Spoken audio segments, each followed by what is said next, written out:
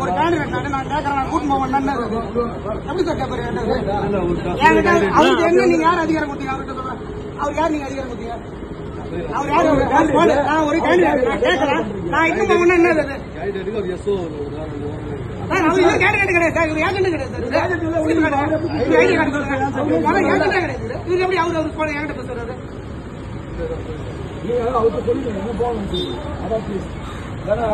அப்ப சார் அது எங்களுக்கு எதுக்கு சார் கார்டு கொடுக்குறாங்க? பாருங்க எல்லாத்தையும் கலெக்டர் இன்சூரன்ஸ் கார்டு கொடுக்குறாங்க, ஐடி மட்டும் தான் உள்ள விடுன்றாங்க. நீங்க அப்ப ஃபேவரா பண்றீங்க, சிட்டி கம்ப்ளைண்ட் யாரும் உள்ள விடுறாங்க.